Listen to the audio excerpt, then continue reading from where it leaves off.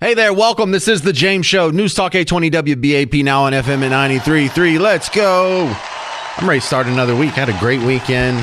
Nice, rested, loaded for bear, ready to go right back at it. And the news is ready to go right back at it, too. We have so much going on the show today. One of the big things going on is, of course, more fallout from the Trump verdict. We have Dead or Alive that we're going to be playing at 3:30. We're giving away Dierks Bentley tickets, so that's pretty awesome. Dierks Bentley's actually playing later this week at the Dickies Arena, so we'll give away tickets for that. And we also have former Senator Scott Brown, the guy who kept Elizabeth Warren at bay for 6 years. That's his big claim to fame. He'll be back on the show, too. But we're starting off with Robert Moffat from the Heritage Foundation, who's going to try and explain what's going on in Congress with Fauci today. Is anything going to come of this? Because don't just get me excited that this guy's going to actually be accountable for all the garbage he spewed that ruined so many lives. Is there any hope in this, Robert? Well, I think it was a contentious hearing. It was very partisan. The Democrats basically did everything they could to protect Fauci. I think the Republicans made some very good points. But there were a number of items that came out of this, and I thought, frankly, they were actually quite important. One is Fauci, again, his testimony is now under oath. He admitted that the lab leak is not a conspiracy theory. And what he told the House Select Committee was that from the very beginning, he took the position that the lab leak was not a conspiracy theory. He repeatedly stated that, while he personally leaned toward the natural origin of the COVID-19 coronavirus. He says he's had an open mind on the subject really since 2020 when the news first came out of China. So that was, I think, that's significant because obviously, Fauci and Collins and a number of the top virologists kept insisting, that this coronavirus had somehow or other jumped from nature to infect human beings. I think that was a very significant admission. I think the other thing that was significant is he admitted, again under oath, that the vaccine effectiveness had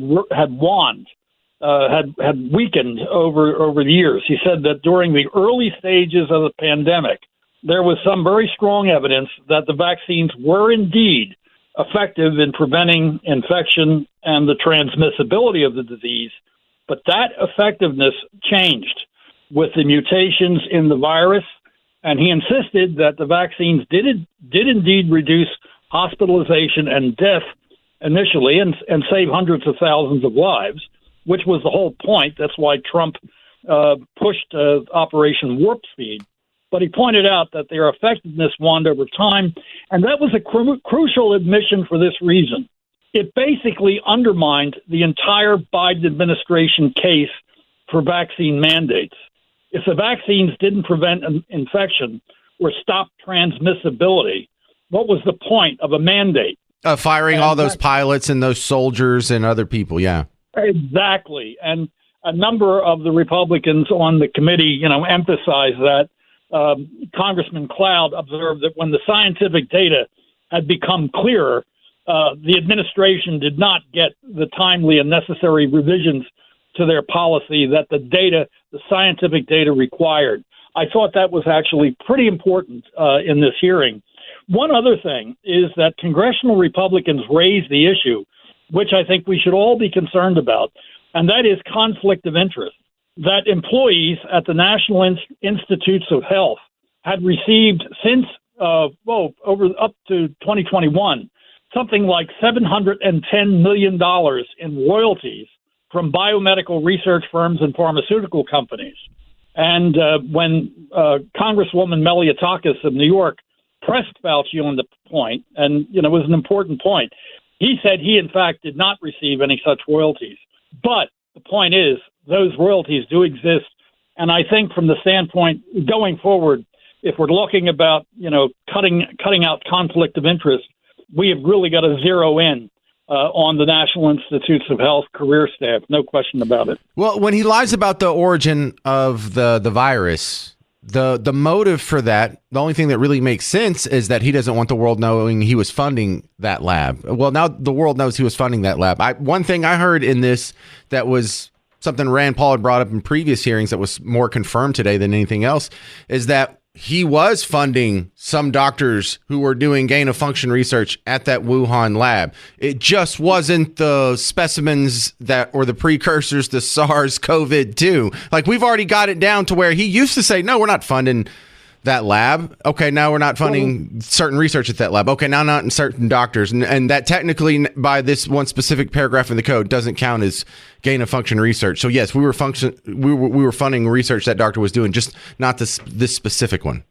Well, Lawrence Tabak, when he testified, Lawrence Tabak is the former director of NIH. He testified that, if you're talking about a broad definition of gain of function research, and that means, research that enhances the transmissibility or the virulence of a pathogen, well, then, in fact, we did. But what Fauci and his allies are focusing on is that for purposes of regulation, there is a distinction between this broad definition of gain of function research and what he calls the P3CO framework, which is much narrower. And that was the operable definition under which research grants are regulated under current regulations. And what Fauci is saying is that, the Wuhan, that the research that had been funded through, EcoHealth Alliance and had been funded in China, that the funding did not go, did not violate that specific regulatory framework. Now, he did say something else, which I thought, again, I think this is important. We know, and he knew, of course, the Wuhan Institute of Virology in China was a major center of coronavirus research. And Fauci reiterated that crucial point. Right. That's an important point. But he also said, look, there's no way that he or others at NIH could account for what other research was going on at the Wuhan Institute in China. The research that they had been conducting could very well have been precisely the research that resulted in the creation of this deadly global virus, coronavirus, that emerged as COVID-19. Okay. Now, I'm sorry, starting to run out of time. I just want to speed something up and get to the final question here. Of all these things that are proven to be lies that he told, and he knew they were lies at the time, so it wasn't just like a boo-boo, which is the conspiracy, the lab origin, the mask, the efficacy of vaccines, the efficacy of lockdowns. All of these things are proven to be untrue. Is there any way this guy goes to jail? The Justice Department can go get the side work on a hush money payment from a side piece in 2006. Can we get to the bottom of this? Well, hush money payment. Oh, you mean what are you talking about? The hush money payment? Well, the Stormy. If they can go dig up the hush money payment about an affair from 2006. Certainly, there will be some accountability on something much bigger and something that affected more people negatively. Well, I think what this hearing did is it brought out certain things to be true. I don't think first of all, if he did lie, we'll know about it as a result of a comparison between the public testimony and his private transcribed interrogation, a few months ago, where he was 14 hours under interrogation. Discrepancy becomes the basis of a perjury charge, okay? And that's serious stuff. Nobody's proven yet that I know. Certainly the Republicans haven't proven that he's lied under oath. Not yet. But I think getting to the serious question about what do we do next, I think the congressional revelations thus far indicate that Congress has got to do some very serious work in at least three areas. One is we've got to correct the deficiencies in the NIH grant-making process. Especially for sensitive biomedical research overseas. That system is broken. And, basically Fauci, even though he didn't say that directly, basically the burden of his testimony today under oath was that, in fact, it is broken. The second thing is, I think, you saw this hearing just last week where his senior advisor was doing everything he possibly could to hide public records and public information under the Freedom of Information Act, basically violating the Freedom of Information Act. What Congress has to do is they've got to toughen up the provisions of the Freedom of Information Act and impose serious criminal penalties for their violation. That is something that I think hopefully will come out of this hearing. I've made that recommendation to our friends on the Hill. I hope they take it seriously. And finally, when it comes down to accountability and transparency, what Congress should do is transfer the responsibility for responding to Freedom of Information Act requests to the offices of the Inspector General in the agencies. They already have direct responsibility for oversight of internal agency operations and the integrity of agency programs. We cannot leave this up to the program managers or the bureaucracy themselves. It's never going to get done right. And that's why we've had all these delays, not only in NIH, but you name it, the Department of Justice, the Department, the FBI. It's been terrible. And under this administration, it's probably been worse than I've ever seen it. All right. This is Robert Moffett from the Heritage Foundation. Thank you very much for being on the James Show on WBAP. Okay. All right. When we get back, I'm going to play you some of the audio that you just heard Robert Moffett from the Heritage Foundation reference, and I'll give you my take on what I saw from the hearings this morning. This is the James Show, News Talk 820 WBAP, now on FM at 93.3. Hey there. Welcome to the James Show, News Talk 820 WBAP, now on FM at 93.3. If you want to join the show, you can jump in at any time. I'm not going to be asking questions like, hey, what do you think? Here's the question. But you can jump in and join the conversation. 800-288-9227.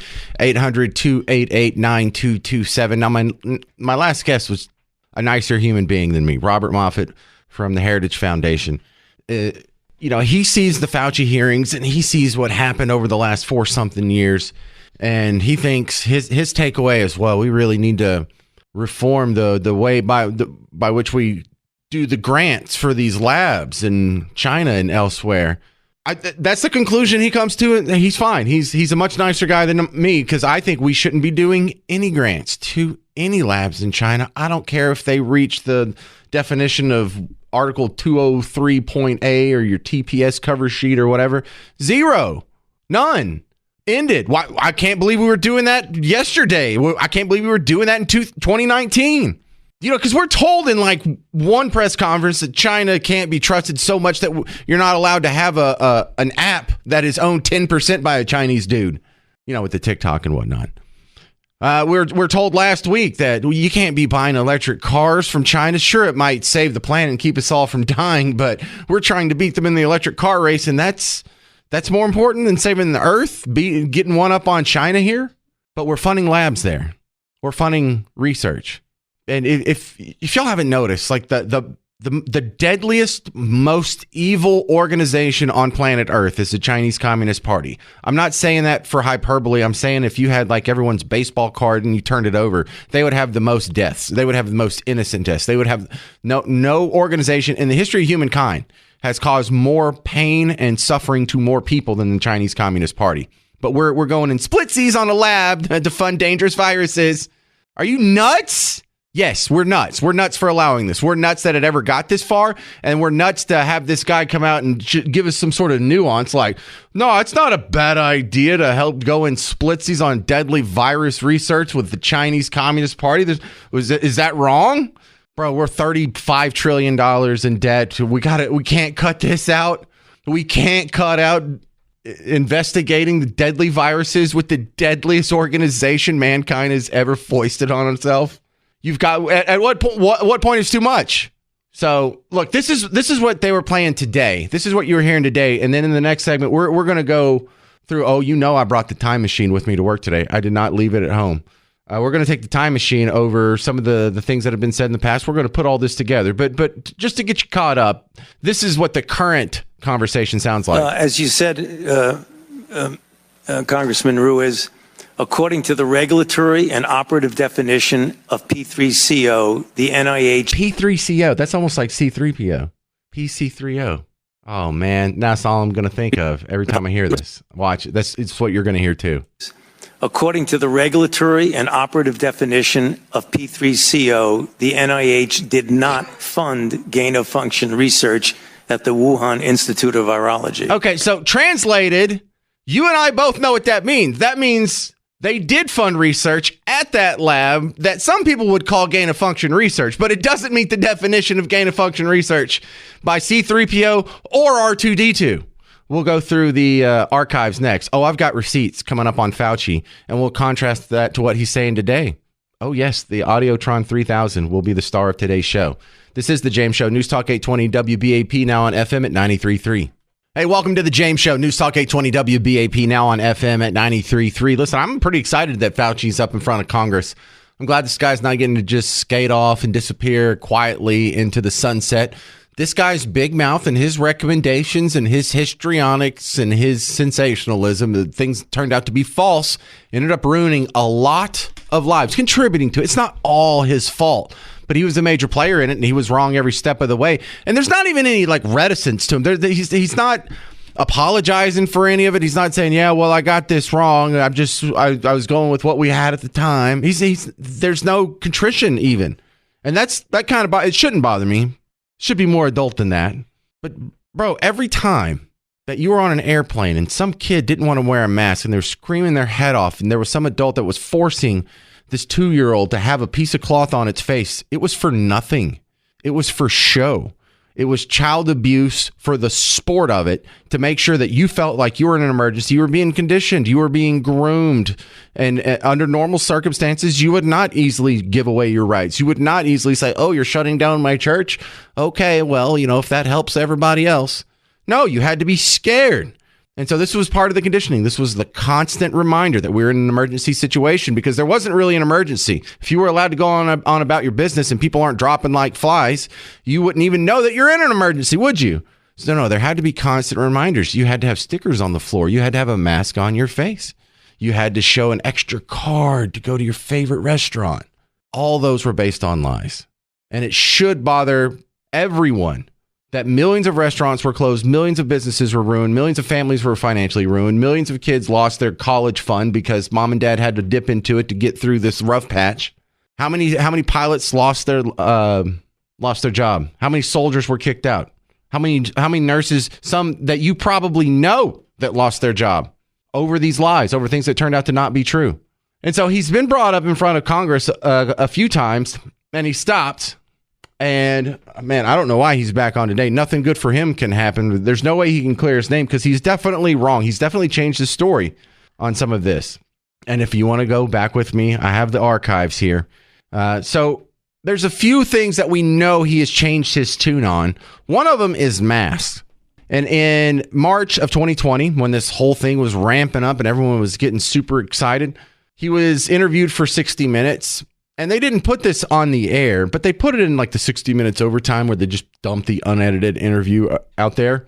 And so they actually edited this part out because it didn't fit the narrative. By the time the interview went to air, they had changed their mind in that like little 6-day span, from where mask, oh, there's no big deal about masks, to everyone has to wear a mask. In fact, you're mandated. You can't go to school. You can't get on a plane. You can't go to work. Can't get on a bus. Can't do anything. You can't go to the grocery store without a mask. And it just changed like that. Now, in an Orwellian 1984 world, though, the powers that be need the ability to change the truth and have everyone just accept it, even though they knew 2 days ago that wasn't the case. But you remember. Right now in the United States, people should not be walking around with masks. You're sure of it? Because people are listening really closely to this. Right now, people should not be walking. There's no reason to be walking around with a mask. When you're in the middle of an outbreak, wearing a mask might make people feel a little bit better, and it might even block a droplet, but it's not providing the perfect protection that people think that. Okay, so that quickly changed, and he was even asked, so why did you change your mind? Why did you go from saying you don't need to wear a mask to you need to wear a mask? Now, this is not until 2023 that he was actually asked about. No, wait. Where's that one? Yeah. So he was asked about it, and he was saying that, well, the reason I lied about masks, this was the next year, 2022, is because I was worried about the supply running out. What about a month or so, or 2 or 3 ago, when people were saying you don't really need to wear a mask? Well, the reason for that is that we were concerned, the public health community, and many people were saying this, were concerned that it was at a time when personal protective equipment, including the N95 masks and the surgical masks were in very short supply. And we wanted to make sure that the people, namely the healthcare workers, who were brave enough to put themselves in harm's way to take care of people who were infected with the coronavirus and the danger of them getting infected, we did not want them to be without the equipment that they needed. All right, now that's probably a lie, but let's go ahead and assume it's true. He lied about masks because he didn't want the supply to run out for the professionals out there. Okay, so that's not a good answer, because that means he is admitting that he will lie to you about whether or not masks are effective, whether or not it's best for you, whether or not that's what's good for your health, whether or not you're more or less likely to get coronavirus. That is not his chief concern. His chief concern was about what? The well-being of the medical community.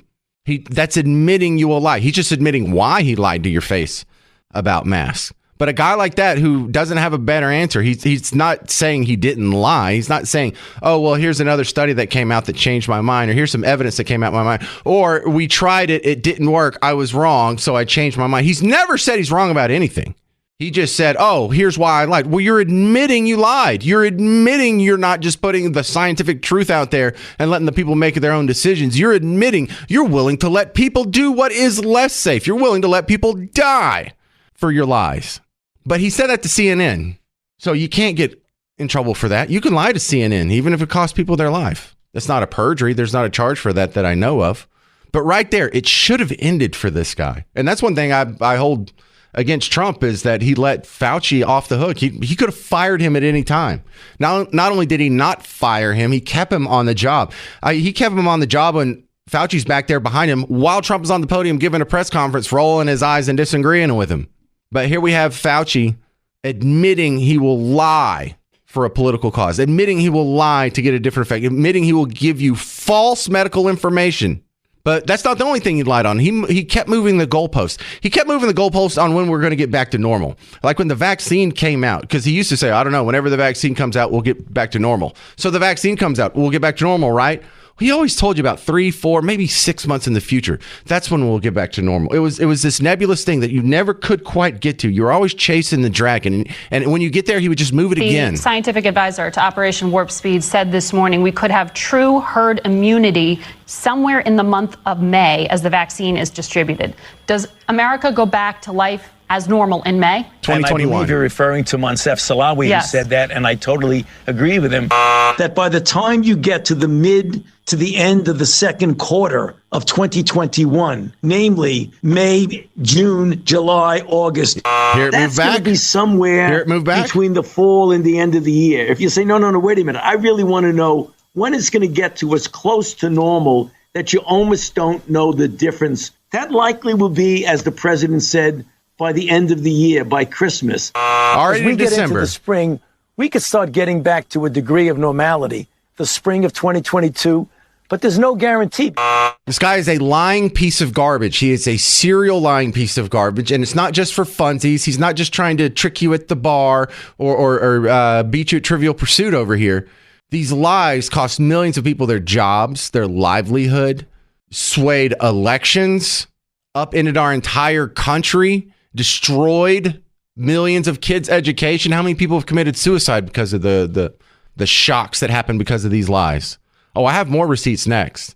And I'm not saying this guy's going to, finally get what he deserves, but maybe we're taking a step in that direction. I just don't want you to forget. I just don't want this guy to get off the hook. I think that is a severe injustice. If you can go wreck the schooling of 30 million children and then just, oopsie, I got it wrong, and then live a millionaire retirement.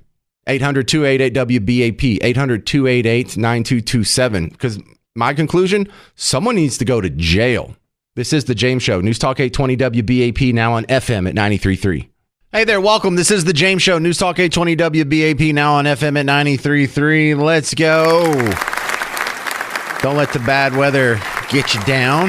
It's a little gloomy. It'll be a little gloomy for the next few days, but that doesn't mean we can't have fun on The James Show. Anthony Russo's back from the Truth Will Set You Free podcast, getting a chance to get you all caught up on what's happening in D.C. today. One of the things, Fauci on the Hill again, testifying about the origins of COVID, the handling of the pandemics. I heard some vaccine talk in there. What was your big takeaway, Anthony? What are you looking for in this hearing? Well, the reason I began Truth Will Set You Free was, in fact, starting with the beginning of the pandemic and all of the garbage going on. So there's probably not a topic I'm not more passionate about. So watching this today was essentially the equivalent of putting my blood on the stove and watching it boil. And I honestly, we know who Fauci is, most of us that can observe it. And every bit that it came out of his mouth was a lie today. Nothing is. I really, as somebody that would love to see him punished and love to see this investigated to make sure that we don't have the same response the next time we have a pandemic. I think that's the end game. That's the best case scenario, because even Fauci admitted that we're probably not really in a better place for the next pandemic than we were beforehand. So really, he ultimately failed at his job, but he deflected all ownership on any of the responsibility to anything from Trump to the CDC that he said he had no control over. He admitted no wrongdoing. And the Democrats literally just served his needs to be still deemed a hero. And I mean, the Republicans attacking him was all well and good, and it was great. It's great for clickbait and all that stuff. But I don't really understand what the end game is for the congressional Republicans to actually punish this man that I firmly believe is guilty of crimes of the highest level to what he did to the American public. So what would that crime be? Fraud? I mean, what would the name of the crime be?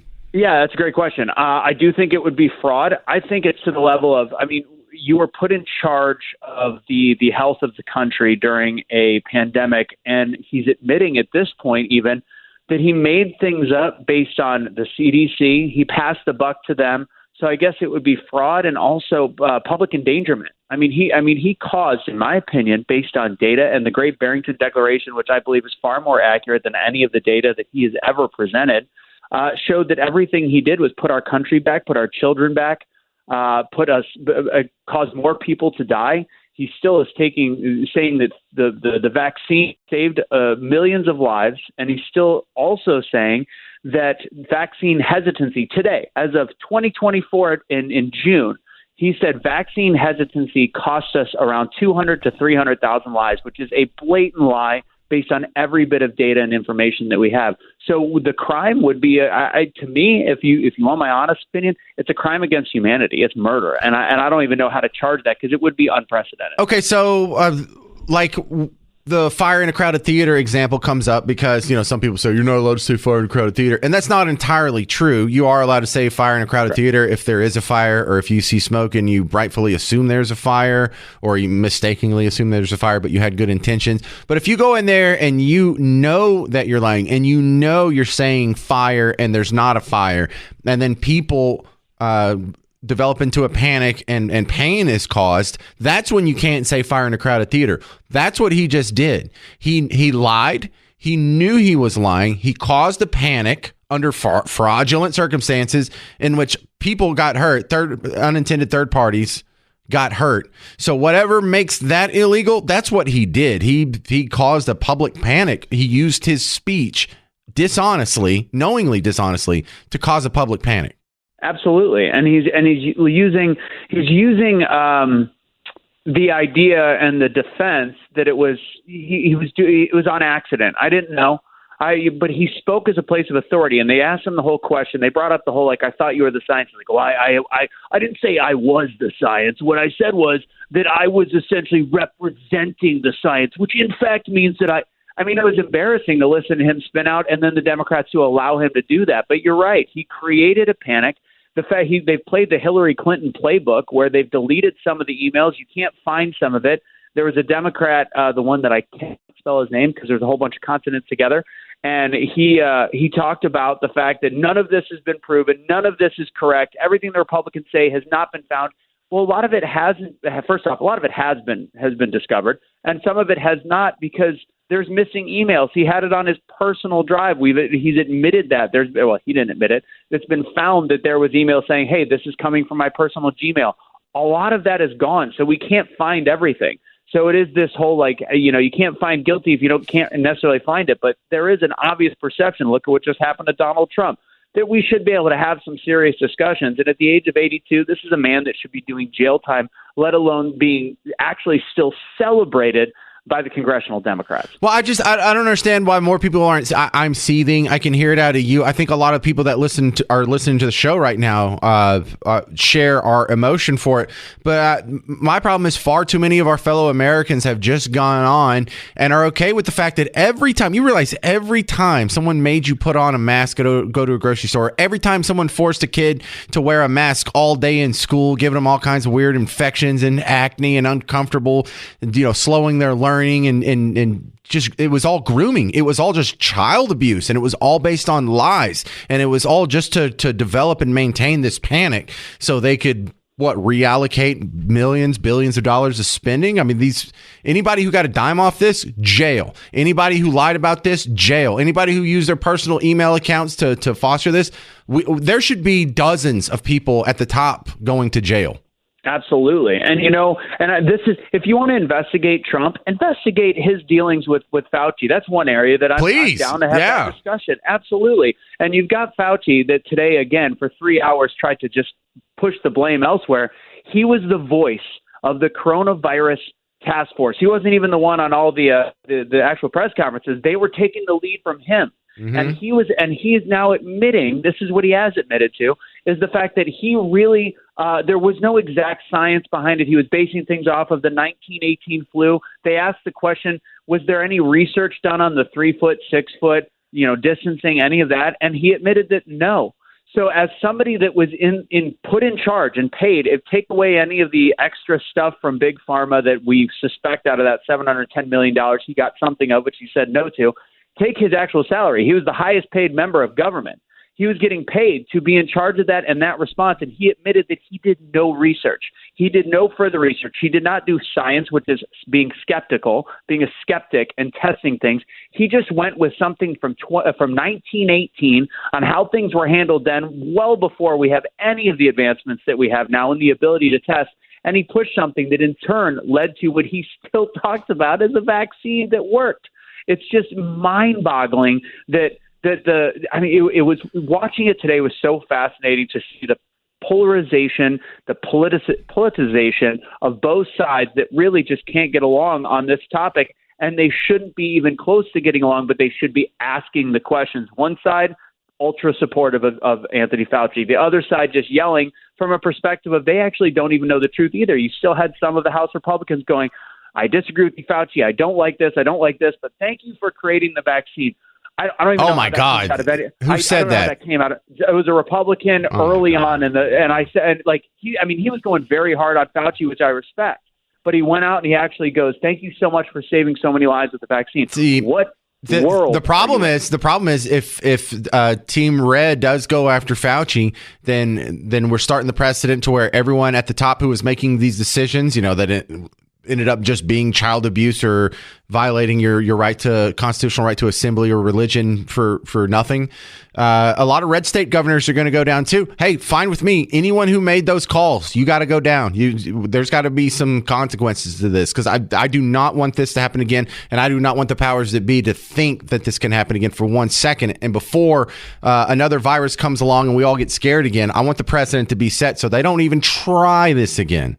Absolutely. And, I even have something in the back of my head that there's a little fear that goes, and I don't have much fear in this sense, but what if we've been now conditioned to be, and I've been against much of big pharma medicine for a long time, but what if we're now conditioned to take a bunch of the people that are more freedom-based, and there is some bioweapon that comes along that does require an actual emergency vaccine. And, and we look around and they're literally like, throw the kitchen sink, take the ivermectin, hydroxychloroquine, try everything and anything. And what if we're such skeptics that it's something with a 30-40% mortality rate and we're not willing to take something because we don't trust them anymore? That's the perfect setup. That scares me a little. Yeah. I don't think that I'd buy that, but that's in the back of my head because it's like they've teed us up to not believe anything that comes out of the medical profession. Oh, they've calcified me and my principles so hard that even if we are presented with a 40% fatal disease, I'm still not giving up the Constitution. I'm not letting that happen. I'll be a butthead about all the mandates for that too. Anthony Russo, great to talk to you again. The Truth Will Set You Free is the name of his podcast. Go check it out wherever you already listen to podcasts. It usually pops up if you search for it. The Truth Will Set You Free. That's Anthony Russo. A couple more thoughts on this for me coming up next. I'd like to hear from you, too. What do you think should happen to Fauci or all these guys or red state governors or whoever else did the lockdowns? I mean, I'm thinking people need to go to jail. What do you think? 800-288-9227. This is The James Show, News Talk 820 WBAP, now on FM at 93.3. Hey there, welcome to The James Show, News Talk 820 WBAP, now on FM at 93.3. Fauci's on the Hill testifying. I'm hoping some accountability happens for all the garbage that we went through for COVID, especially the parts that turned out to be false, especially for all the hurdles and rights that were violated for reasons that turned out to be false. But we know the political system in D.C. has been very disappointing in holding its own accountable throughout your life. So why get optimistic about this? George in Plano, you're on News Talk 820 WBAP, now on FM at 93.3. What do you think? George in Plano, you're on The James Show. Go. Hey, James, I was wanting to know, what about all the rest of the world that followed his mandates? What about those people that suffered? Not only the United States, but other countries. Well, what about them? Because some of them locked down before we did. China locked down the little province where Wuhan is before we did any lockdowns over here. And I think Italy or some other countries maybe did some lockdowns before that. But really, if you're another country and you're listening to Fauci, that's on you. You're an idiot, and you should punish the people who listen to him, just like we should over here. Yeah, but everybody follows the United States. Unfortunately, they don't look very smart for doing it this time, do they? Nope, not at all. Yeah, so and it's not just. Thank you very much for your call, George in Plano. That's a valid point. Half the world shut down over this, and maybe we should focus on that other half a little bit. Did you know half the world didn't shut down? How did they do in handling COVID? Are all their people dead now? Did they lose half of their population? Did they lose 10% of their population? Did they lose 1% of the population more than what was already on the docket, more than what was expected? Why aren't we seeing those studies? And these are rhetorical questions. You know damn well why we're not seeing those studies. Because if there had been a big difference between the countries that locked down and didn't lock down, they would be beating you over the head with it. But since that's not the truth, you're not going to hear anything about it. They're never going to admit they were wrong. They're never going to tell you they're sorry for violating your rights. They're never going to tell you you're sorry for closing your church and violating your freedom of religion. They're never going to tell you that they're sorry for violating the freedom of assembly. Oh, we can't have rock concerts, or we can't have 9. Remember they were turning off utilities in people's houses in California if you had like 9 people over for a birthday party, and you had neighbors ratting on each other, like Anne Frank. Hey, I think they're hiding people in their attic. What the hell is going on? Did y'all not read the book? Did y'all not, see the play or hear about the Diary of Anne Frank? Y'all not know that you're on the bad side of history if you're tattling on your neighbors for assembling without government's permission? Good Lord. How Nazi does it have to be before a flag goes off? There are no light bulbs in these people's head to even turn on, apparently. You ever think about from China's point of view? One of the things that Fauci's talking about right now, or earlier today on the Hill, is the funding for this lab in China. And he admits that we were sending funds over there, and he was appropriating funds for research happening in Chinese labs where they were taking viruses and they were scooping parts of one virus and connecting them to parts of another virus and making new mutant virus. Now, technically, that doesn't meet the textbook definition of gain of function research, you rube. But why were we doing that? Your money's funding that? All right, now I want you to take off your normal free market capitalist American pig hat, and I want you to put on a totalitarian Chinese communist hat. You are now one of the Chinese Communist Party Politburo members. You are part of the most deadly, destructive, yet powerful organization in human history. When you are redistributing the resources for your country of 1.3 billion people, you're in a socialist country, you're in a communist country. Necessarily, one of the biggest problems you have, one of the biggest banes of your existence, is old people. And I don't mean old people like senior citizens. I mean old people like too old to work, retired people over the age of, 70 or 80-ish. Because what do? You have to feed them. You have to give them a house. You have to give them health care. And old people use more health care than anyone else. So they are super expensive, yet they put nothing back into the pot. So the point of view for the socialist, the worst thing you can have in your country is people that take out of the system but don't put into the system. So you want young people. You want industrious people. They don't use a lot of health care. They don't have a high standard of living. They don't need a whole lot out of the pot and they're putting into the pot. So they're a net positive, but very old people are a net negative. Now, you can't just go through and start shooting all the old people, all the 80 and 90-year-olds in the head, can you? No, there might be a little bit of revolt and you might get a lot of criticism there. That wouldn't be good for business. That wouldn't be good for morale. But if you could maybe develop a virus that didn't hurt young people at all, like 99.97% survivable for anyone that's under 30. So you didn't worry about the productive parts of your country. You didn't worry about the parts of your country that still were going to reproduce, that were still going to produce, that are still going to pay more into the system than they take out. But what if it was absolutely deadly to people over 80? Wouldn't that be a gift? Wouldn't that be the greatest thing to help balance your budget, to help make you more powerful, to help you allocate scarce resources and keep your country as well fed and happy and prosperous as possible without the dead weight sucking out of the system? See, it's different here. In America, you old retired people, we love to have you around. Florida is booming because all the geezers are moving there and spending their money. You're a good thing in America. In a free market capitalist system, old people are great. You're desired. In a socialist/communist system, you are dead weight and you are nothing but a burden. You are not doing them any good. They would be better off if you were dead. See, here, we're better off if you're here spending money. They want you dead. So do they have a little bit of an incentive to make a virus? Maybe there's not one that exists, but if we can take the parts of this virus over here and put it with the parts of this virus here, maybe we can come up with the number one dream for a communist country. That would be a virus that kills people, I don't know, 90 plus, yes, you're definitely dead. 80 plus, probably dead. 70 plus, well, if you're already unhealthy, let's get you out of here. And I'm not saying that's what they were doing. I'm not saying I know anything that hasn't been said in these congressional hearings. That's just been my observation that I hadn't heard from anywhere else. And that's one of the reasons you listen to the James Shows, because sometimes I say something that hasn't been said anywhere else and no one else has said this. But think about it. If you are the Chinese Communist Party Politburo, your number one project in life would be developing a virus that meets the description of what happened in 2020.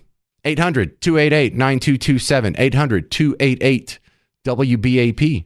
I'm James Parker. It's The James Show. News Talk 820 WBAP, now on FM at 93.3.